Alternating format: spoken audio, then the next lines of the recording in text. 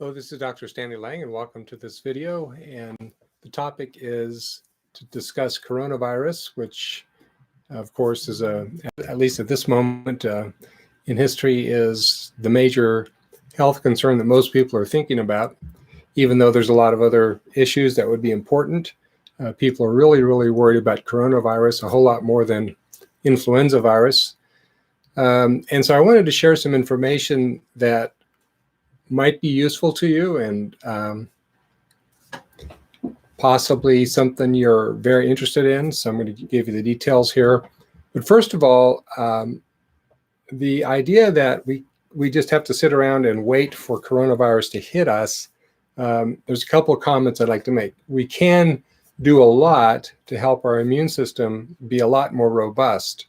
And even if we've been living a life that isn't very healthy, we can start living a healthy life right now. Second of all, there is a strategy that we can use that I'm going to talk about at the end of this video that can significantly impair multiple other viruses that have been proven to cause disease. Now, there's been no research with this particular thing I'm going to talk about in coronavirus, so I don't know that it has any effect on coronavirus, but it might.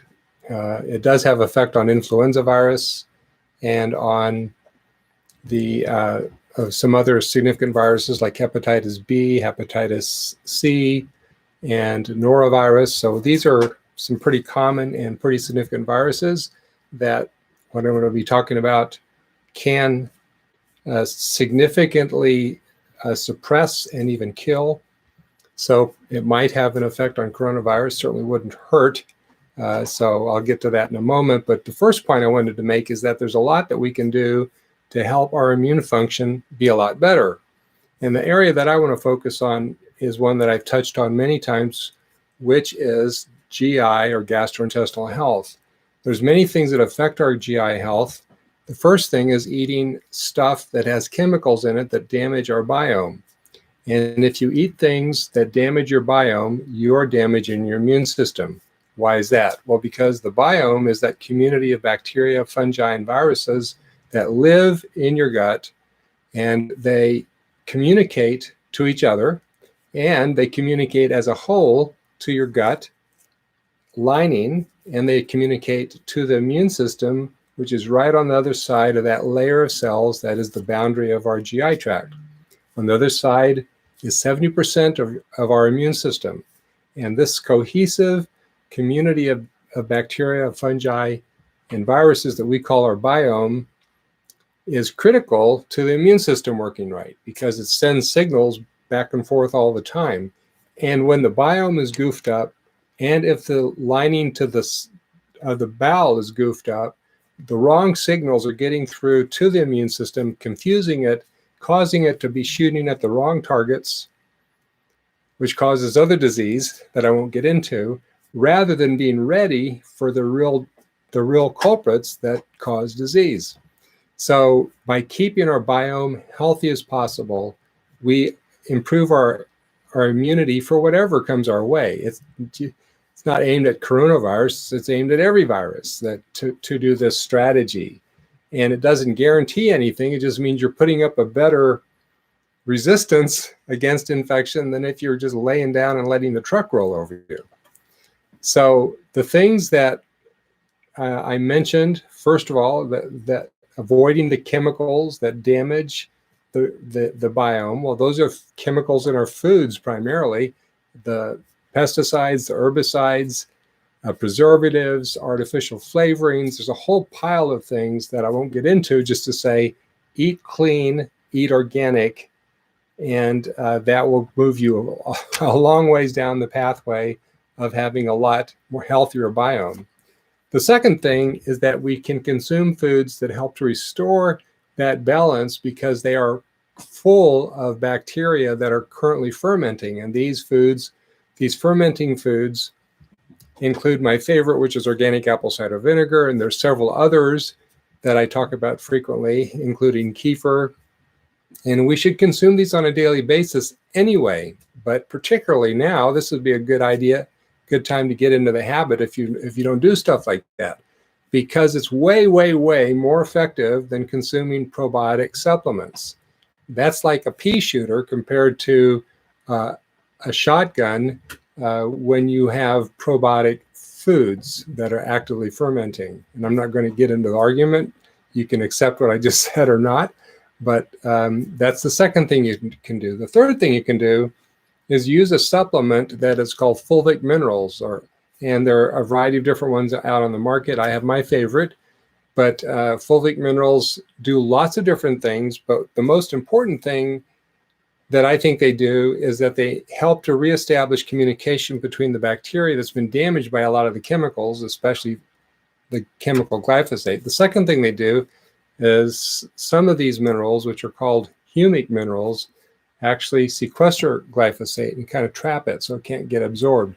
These are simple things that we can do every day, and I think we should do every day just for the sake of better health anyway. So if you're wondering, well, what can I do to get myself healthier, to help myself be more resistant to viral infections? Well, this what I just reviewed with you is a big thing that you can do. I encourage you to do it for the sake of your health in general, because it's going to help you in every disease, every chronic disease that we face. It's affected by what I just described. Now, the second thing I wanted to touch on, which I mentioned at the beginning, is that there is something that is out there that has been out there for years, that is a strategy that helps to suppress viruses that attack our body. And it's a natural substance that I'm not going to name in this video. You can get more information if you want it by clicking on the link below the video. But this natural substance, when it's sprayed onto the back of the throat or into the nostrils, kills viruses. It kills them no matter what you spray it on. You can spray it on your clothing. And in fact, there's research that shows that this natural substance, when sprayed on clothing, kills off contaminated viruses. But it also can be sprayed onto our tissue because we can eat it. It's a nutritional supplement, and it's one of the healthiest nutritional supplements. And you can learn more about how you can use this effectively if you want to by clicking on the link.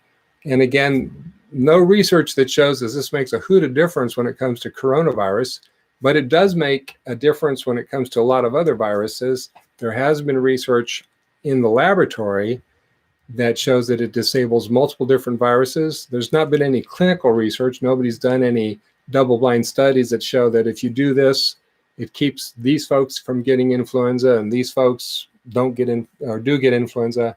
So that kind of research has not been done, never will be done. It's never done on nutritional supplements. But the laboratory information is very interesting, very